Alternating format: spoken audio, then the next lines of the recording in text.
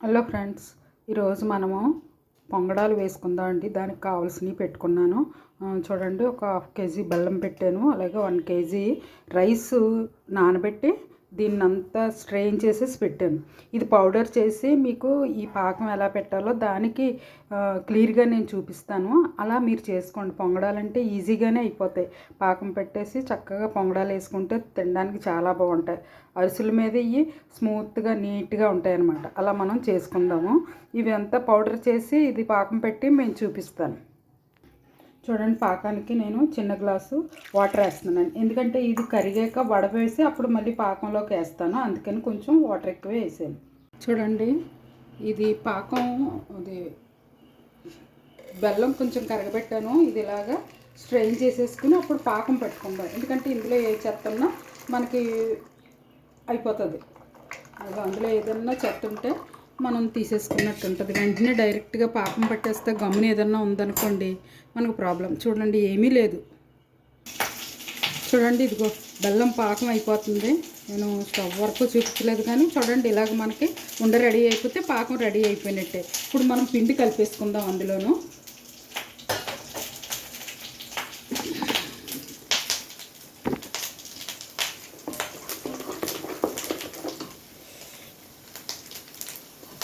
చూడండి, ఇది ఇంక నేను స్టవ్ ఆఫ్ చేసేసి కిందకి దించేస్తాను. కింద దించేసాక మనం కలుపుకుందాం పిండి.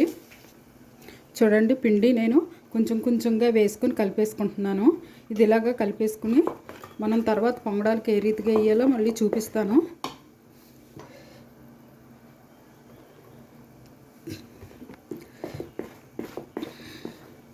నేను ఈ పిండి అదే మిక్సీ పట్టేటప్పుడే యాలక్కాయలు కూడా వేసి అవి మిక్సీ పట్టేసాను.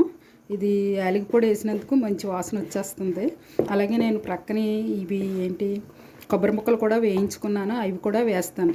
ఈ పిండి ఇలాగ నాకు సరిపోతుంది అనమాట. నేను 1/2 కేజీ బెల్లం, కేజీ బియ్యము వేసాను.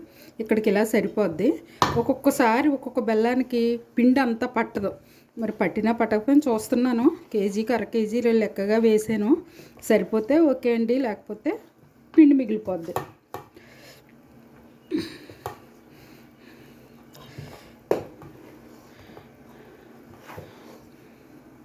బెల్లం మంచి కలర్లో ఉంది, బాగుంది చూడడానికి.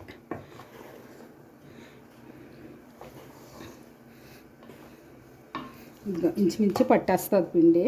వేసేద్దాం,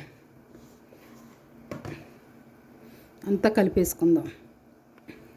చూడండి, 1/2 కేజీ బెల్లానికి ఇంచుమించు కేజీ పట్టేసిందో. కొంచెం ఒక గ్లాస్ పిండి కూడా లేదు. ఇదిగో ఇలాగ అయిపోయింది కదా. ఇప్పుడు దీనికి పొంగడాలు ఎలా చేయాలో నేను చూపిస్తాను. చూడండి, వేడి నీళ్ళు మరగబెట్టి పెట్టుకున్నాను. ఇవి ఇందులో వేసి కలిపేయాలి. ఇలాగా ఎంతో ఒక గ్లాస్ పెట్టాను. అలాగే కొంచెం వేయించాను. ఇది కొబ్బరి ముక్కలు నేతిలో వేయించాను. అవి కూడా వేసేస్తాను. ఇదంతా కొంచెం దోసల పిండి కన్నా కొంచెం చిక్కగా వస్తుంది. అలా కలిపేసుకుందాము. అది కలిపాక నేను చూపిస్తాను. ఇదంతా ఇలా చక్కగా కలిపేసుకుంటే మనకి దోసల పిండి మాదిరిగా కలుపుకోవాలన్నమాట. అలా కలిపి నేను చూపిస్తాను మొత్తం. చూడండి, పెనం పెట్టుకున్నాను. మామూలు ప్యాన్ పెట్టకూడదు, ఎందుకంటే ఇది గుంటలా రావాలి కదా.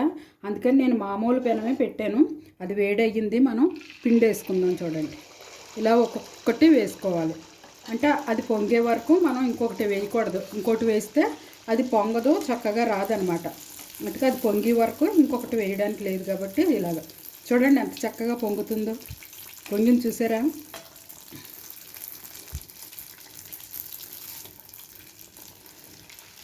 ఇంతే, ఇలా వేసుకోండి. ఇది నేను దోసల పిండి మాదిరిగా కలిపాను. ఇది ఇలా వేసుకుంటే సరిపోతుంది. మనం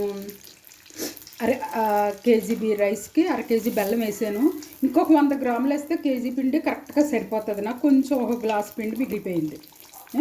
కొలత మనం అంటే బెల్లాన్ని బట్టి ఉంటుందండి, పాకాన్ని బట్టి పీల్చుకుంటుంది. ఒక్కొక్కసారి మంచి బెల్లానికి ఒక్కొక్కసారి ఒక్కొక్క పిండి, లేకపోతే నేను తడి తక్కువలో ఆడానో ఏంటో మొత్తానికి కొంచెం మిగిలిపోయింది. లేకపోతే లెక్క అది. ఇలా చేసుకుందామండి. ఇది చూడండి, పొంగడం ఎంత చక్కగా వచ్చిందో. ఇలా పొంగడం తింటే చాలా టేస్ట్గా ఉంటుంది. అలాగ మనం అన్నీ వేసుకుందాం. అన్నీ వేసుకున్నాక నేను చూపిస్తాను. చూడండి ఎంతో చక్కనైన పొంగడాలు రెడీ అయిపోయాయి.